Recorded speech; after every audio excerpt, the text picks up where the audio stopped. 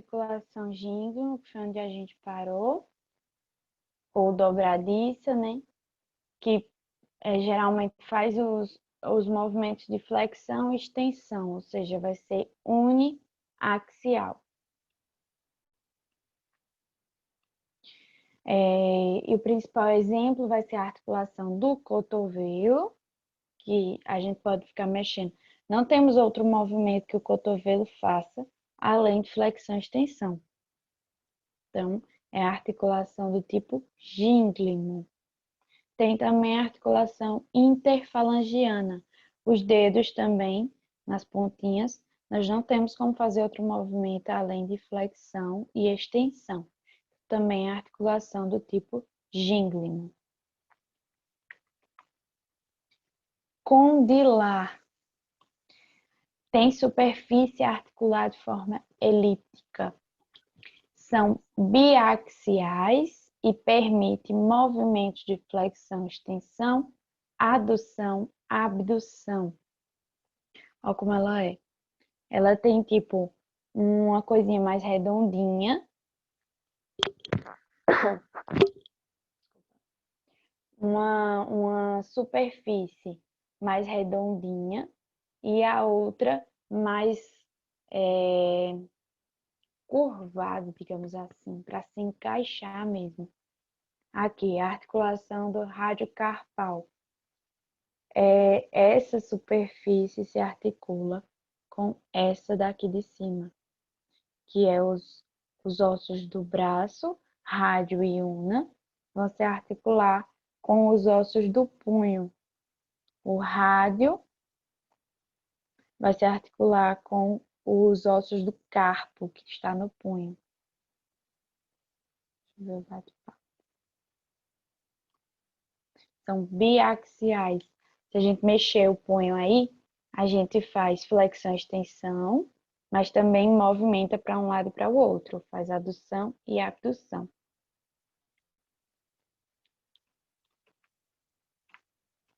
Temos a celar, possui faces que são articuladas em forma de sela. Sela, imagina aí como se fosse sentar a sela no cavalo, em formato de sela mesmo.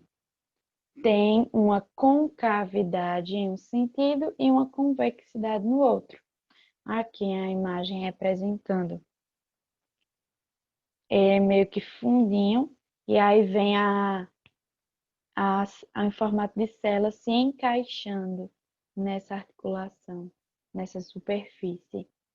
E ela é biaxial, ou seja, dois eixos de movimento. Faz flexão, extensão, adução e abdução e ainda pode fazer também circundução, mas é considerada como biaxial. Os principais movimentos dela é flexão, extensão, adução, abdução, que é o caso da articulação entre o primeiro metacarpo com o osso trapézio do carpo, ou seja, o nosso polegar. Aqui o desenho da mão. Bem aqui onde está essa bolinha vermelhinha, temos o nosso polegar. E se a gente for mexer o polegar, ele faz adução, abdução, flexão, extensão. E a gente pode girar ele um pouquinho. Faz circundução. Gira um pouco. Então, a articulação do nosso polegar é a articulação carpo-metacárpica entre o primeiro metacarpo, que é o do polegar, esse osso mais compridinho aqui, com o osso trapézio do carpo. No carpo nós temos vários ossos e aqui na pontinha, perto do polegar, nós temos o trapézio. Então, essa é a articulação carpo-metacárpica, uma articulação de forma celar. Temos também a esferoide. Eu considero essa a mais fácil de lembrar.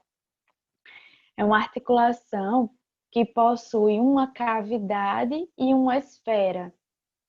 Olha aqui o desenho. Eita, desculpa assim.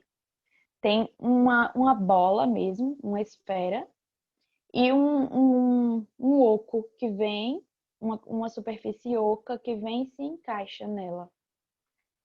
ela é multiaxial, a articulação do ombro, ela é multiaxial. Aqui, ó, a articulação glenohumeral, que é a do ombro. Aqui temos em formato de esfera, ela é redondinha aqui. E para se articular, tem um espacinho aqui, que é tipo um buraquinho, onde ela vai e se encaixa, como esse desenho. Aqui é a articulação glenohumeral, esquematicamente, e aqui é onde ela vai se encaixar. Desculpa, aqui é a cabeça do húmero, perdão. O que vai se encaixar, a articulação do ombro vai ser esse espacinho e a cabeça do húmero que vai se articular aqui nesse buraquinho, formando a articulação glenohumeral, que é a articulação do ombro. E tem também a articulação do quadril. A articulação do quadril também é assim. Tem a cabeça do fêmur, que se encaixa em um buraquinho, com uma bolotinha assim que se encaixa dentro. É multiaxial, faz os movimentos de flexão, extensão, adução, abdução, rotação medial e lateral e circundução. Ou seja, faz todos os movimentos. Nós podemos movimentar o nosso ombro para tudo quanto é lado. Da mesma forma com o quadril, a perna, nós podemos movimentá-la para vários lugares, para várias direções.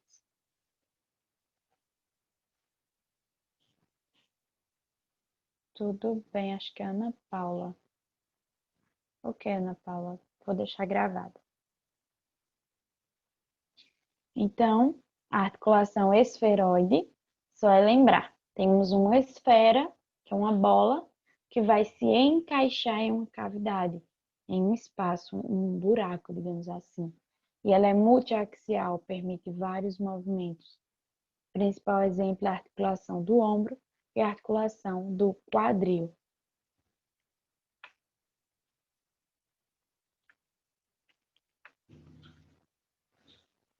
Nós temos também outros tipos de articulação que podem ser considerados como articulações sinoviais, que são os discos e os meniscos. Não sei se o professor falou disso para vocês. No disco, nós podemos ver a articulação externo-clavicular, entre o externo, aqui no meio das costelas, e a clavícula, mas temos a articulação temporomandibular, a ATM, aqui o desenho. Aqui nessa articulação nós temos um disco articular. Nós chamamos essa articulação de disco articular. E menisco, ele parece uma meia-lua e encontra-se na articulação do joelho. Aqui o desenho, aqui a patela do joelho, a tíbia, aqui em cima o fêmur, que é o osso da coxa, e aqui embaixo, na tíbia, em cima da tíbia, nós temos duas articulações, que são os meniscos. São duas rodelinhas, só que não são rodelinhas completas, parecem uma meia-lua. E esses dois tipos de articulação, que também é sinovial, só muda que tem outro nome, promove uma melhor adaptação das superfícies e também serve como amortecedor. No joelho, nós temos muito impacto quando estamos caminhando, correndo, temos muito impacto no joelho. Então, esses meniscos vão servir como um amortecedor de impacto e também vai adaptar melhor as superfícies dos ossos. E no caso aqui da articulação temporomandibular, nós movimentamos ela muito também. Para comer, para falar, em tudo nós necessitamos dessa articulação temporomandibular. Então, ela vai também amortecer e vai ter uma melhor adaptação dessas articulações, dessas superfícies, que no caso aqui é a mandíbula e o osso temporal, aqui em cima. Discos e meniscos. Deixa eu só recapitular com vocês agora. Então, a articulação, local de união entre dois ou mais ossos, principal coisa a lembrar, e promove a conexão desses ossos, certo? Articulação ou juntura pode ser também, local de união entre dois ou mais ossos. Temos 3 classificações pelo grau de movimento, que é a sinartrose, que são pouco móveis ou quase imóveis. Tem o tecido fibroso entre os ossos, que é a articulação fibrosa. A anfiartrose são semimóveis, tem pouco movimento e os ossos são unidos por tecido cartilaginoso. É a articulação cartilagínea. E a diartrose, elas são móveis, têm movimentos amplos, são as articulações sinoviais. Então, aqui as articulações fibrosas, que tem tecido conjuntivo fibroso entre os ossos e possui 3 tipos: a sutura, a sindesmose e a gonfose. A sutura estão entre os ossos do crânio. Temos a plana, que está entre os ossos nasais, temos a imagem aqui, entre os ossos nasais. A sutura serreada, que parece um zigue-zague, está aqui na sutura sagital do crânio, entre os 2 ossos parietais. E a sutura escamosa, que nem é um zigue-zague, mas também não é reta como a plana. E ela está aqui entre o osso temporal e o osso parietal do crânio. Essa sutura, essa articulação chamada de sutura, ela é bem fininha, a gente nem consegue ver direito que tem alguma coisa ali no meio, então tem pouco tecido fibroso entre esses ossos, nessa articulação. Nós conversamos aqui sobre o exemplo de que no recém-nascido nós temos as fontanelas, que são esses espaços que ainda não estão cobertos por ossos. Então, é porque a quantidade de tecido conjuntivo fibroso ainda está grande. No decorrer do tempo, quando a criança vai crescendo, aí vai se fazendo essa quantidade de tecido vai diminuindo e os ossos vão se unindo, vão ficando mais pertinho um do outro. E quando esses ossos estão assim separados, tem uma maior mobilidade também. Mas lembra, a sutura são articulações imóveis. Aqui é só no caso do recém-nascido, que está com esses espaços, porque também ajuda na passagem do canal quando vai nascer. Mas quando está assim, toda fechadinha, não há movimento entre esses ossos do crânio. A sindesmose, outra articulação fibrosa, são ossos, tem tecido conjuntivo fibroso em grande quantidade, pouco móvel, e temos aqui o exemplo da articulação entre tíbia e fíbula e entre rádio e una. A diferença da sindesmose para a sutura é que na sutura tem pouca quantidade de tecido conjuntivo fibroso, já na sindesmose nós temos muita quantidade de tecido entre esses ossos. Nós podemos ver a diferença. Aqui é todo fechadinho e aqui nós podemos ver com clareza a quantidade de sindesmose, de articulação. E a gonfose, que é uma articulação entre o dente e seu alvéolo. Esse a gente quase não vê.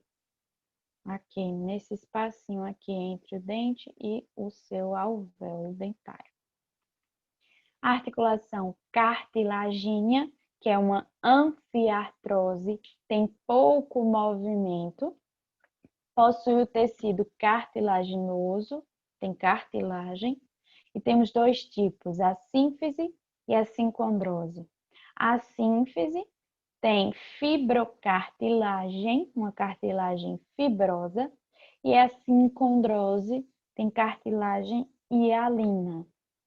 Sínfise possui o disco de cartilagem, é móvel e possui a sínfise púbica entre os ossos púbicos do quadril e entre os corpos vertebrais, também é uma sínfise. Então, são ossos ligados por disco de cartilagem, são semimóveis, pouco movimento. A sincondrose possui cartilagem hialina, e o exemplo é a primeira articulação entre o externo e a primeira costela. Primeira articulação externo-costal, aqui na imagem. A articulação sinovial é uma diartrose que tem muito movimento, tem amplo movimento e é a articulação que predomina no nosso esqueleto, é a que mais possui no esqueleto.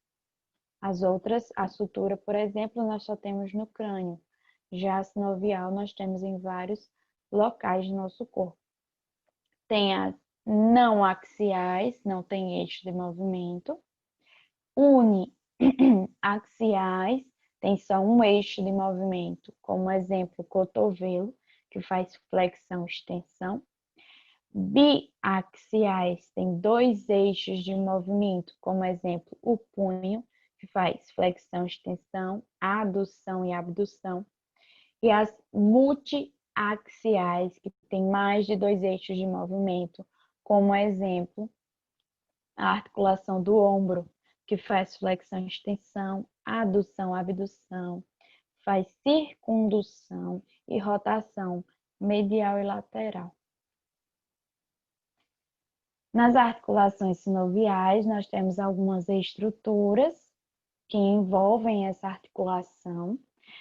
Nós temos o líquido sinovial, que está presente dentro da cavidade articular. Esse líquido, por que ele é importante? Ele é importante porque ele é um lubrificante natural que vai estar permitindo o deslizamento das estruturas dos ossos, permitindo também o mínimo de atrito e desgaste. Ele vai estar evitando esse atrito e esse desgaste articular. E também dos ossos, porque se a articulação sofrer um desgaste, os ossos vão estar se aproximando um do outro. E se ficar o osso atritando com o outro, batendo no outro, vai ter desgaste do tecido ósseo também. Então, o líquido sinovial é muito importante, porque vai estar evitando esse atrito e esse desgaste. Temos a cápsula articular, que vai estar envolvendo toda a articulação. A membrana sinovial, que também envolve a cápsula, envolve a cavidade, envolve a cavidade articular, os discos articulares e a cápsula fibrosa.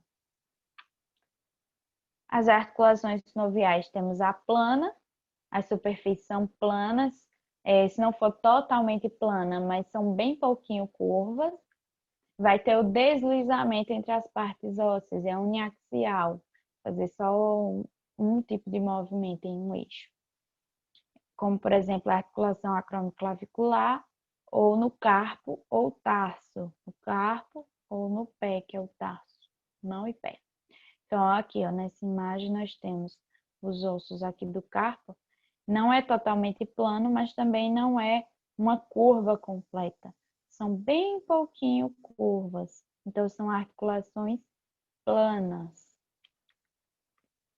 Trocoide, ou pivô, tem um segmento de cilindro, uma superfície de cilindro, como aqui a cabeça do rádio. É com uma rodelinha, um cilindro, que vai estar permitindo o movimento de rotação, como a articulação rádio-ulnar proximal. A outra imagem aqui mostra direitinho essa articulação aqui. A cabeça do rádio, ela é redondinha assim, é um cilindro. Então, essa articulação aqui, que é uma articulação do tipo trocoide.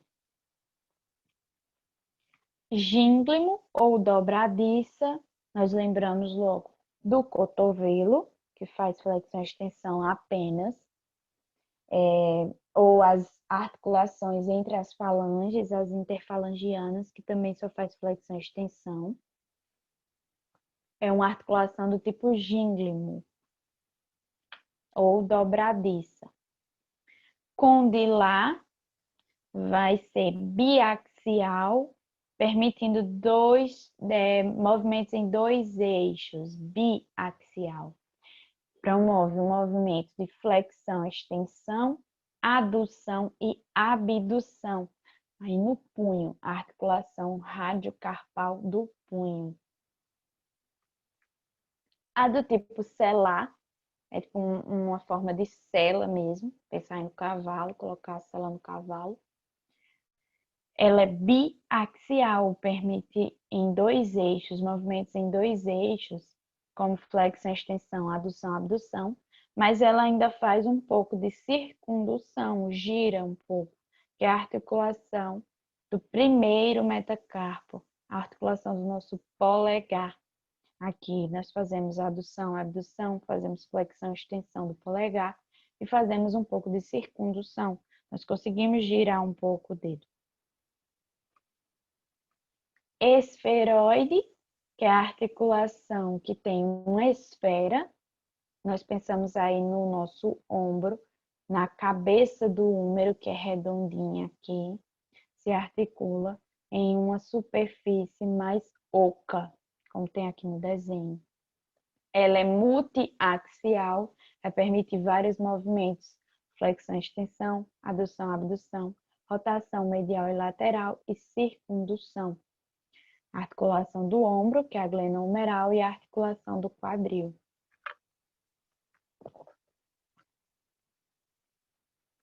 Temos essas duas estruturas que também são consideradas articulações sinoviais, que são os discos e meniscos.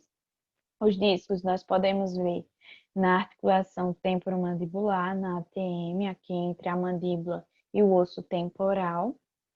E menisco nós podemos ver no joelho. Aqui no desenho nós temos a imagem dos meniscos, tem uma forma de meia-lua. Essas duas estruturas, esses dois tipos de articulação, promovem uma melhor adaptação da superfície e também serve como um amortecedor.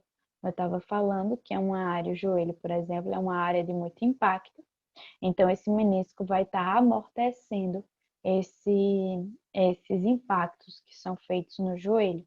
Quando andamos, corremos, enfim, pulamos.